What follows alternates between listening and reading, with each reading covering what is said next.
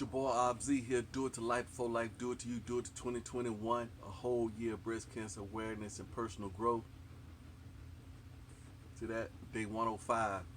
Day Sunday. Supposed to be planning for the week. So that's what I got to do. I was up late last night talking to my nephew in Korea.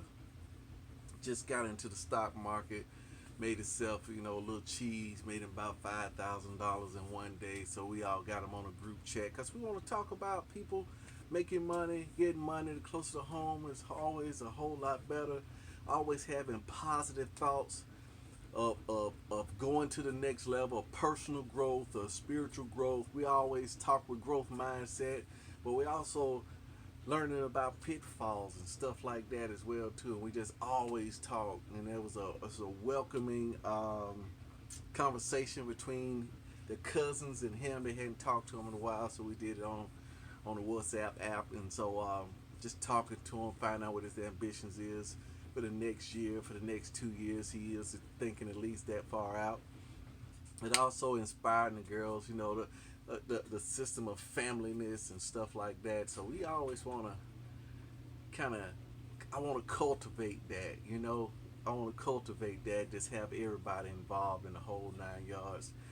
Me and my wife, like I was telling you the other day, word is your one. She was had been speaking her affirmations, and then this guy just came up to her, gave her some money. I didn't know how much money it was, right? Till the day I stuck in her pockets. Hey, what, you got some money in this pocket? Pull it out. Man, it's $400. Nobody just don't walk up to you and hang you $400 for, I hadn't rendered no service, but it's something that she did a year ago. A year ago. But we believe we know it's the affirmation, just getting in there. And she said at one point she saw the 100. She said, hey, that's a lot of money. She said it flashed in her mind to refuse it. That's another part of this thing, which starting tomorrow, the asking it is given. A lot of times we gotta and be willingness and openness to receive. Cause one of my favorite books, man, which is The Go Giver. You need to check it out. It's not on the bookshelf, of course. It's on Audible. But one of the things in The Go Giver was it was a law of receptivity, being able to receive, because your receiving is another person's blessing. If they're offering it, then you can discern whether there's an ulterior motive to it. You see what I'm saying? You can tell when people are manipulating you to a certain extent. But guess what? It don't matter. Because if we've been on the four agreements, right? If we've been on this journey together, listening to the books, becoming aware of the programming, becoming aware of the judge and the victim, then we don't take it personally. We don't take some of these things personally, because here's one of this. Once a guy told me to be able to receive, in another book I was reading called The Law of Reciprocity. It's ingrained in society that I should reciprocate, but I'm at a point that I understand that I don't have to. If you're going to give me something as a gift, then I don't have to reciprocate. And I did that one time with a guy with a red scarf, and he was probably expecting me to reciprocate, but I didn't. Because I had just read that book. It was so fresh on my mind. And I gave him some money and said, if you're going to be out and about, my man, go ahead and pick me up a scarf, man. I'll pay you when you get back if they got a red scarf. So he scooped the scarf up, brought it back, put the scarf on, scarf hidden right. I said, man, how much I owe you, man? He said, I don't know, man. Don't worry about it. It's a gift. I said, okay, peace out. Peace out. Peace. Peace out. Right? Yeah.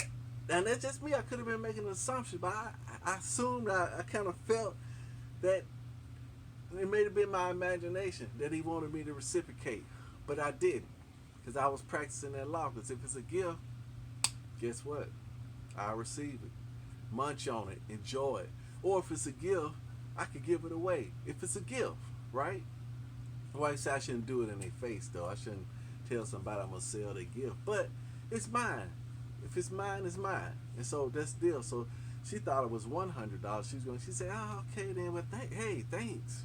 She was in the right mind. Hey, this is a gift. Thanks. I got a purpose for it. See, it flashed in her mind. That's the thing too, with this one thing in the journey that we on, is setting yourself up a framework It's all about managing that time, becoming a no man. You know what a no man is, man? I need to put that in there. I need to put that in there. Just not necessarily just N-O man, but a K-N-O man. You know what I'm saying? Both of them. I'm a no man. And what a no man does is he know what the purpose is for the excess, and he also knows what to say no to. And this comes from the goal, comes from the plan. Because she could, if she didn't really have a purpose for the excess, it's easy for her to say, "Oh no, you don't have to." But in her mind is flesh. Hey, I know where to put that. Yeah, thank you. That's with resources for this project I got going on over here. I got resources. Hey, thank you. But if she never had that purpose for excess that's coming in, when it shows up, we wouldn't know what to do with it. A lot of times we let those go. We let them go unutilized. Like one of my coworkers came up to me, a customer of mine, he got some books that he want to get rid of. Of course, I could have said, "Man, I got all the books I need, man. I don't need any more books." I said, "Hey, you know what? What books are they? Maybe I can meet you up somewhere and pick the books up, right? Because I know all that comes to me is not for me." But going back, so she picked that up. She got that cash, but for the rest of the week, me and her talked some more. She definitely ready to get this thing cleaned out, right? I'm definitely ready too. I've been dragging my feet, you know. I mean, right? Since I know once I get to digging in this stuff, right, it's gonna be like, see, she ready for the stuff to go, cause all the stuff ain't hers. None of this stuff down here really hers. It's mine. That's why I'm dragging my feet on a lot of it's mine.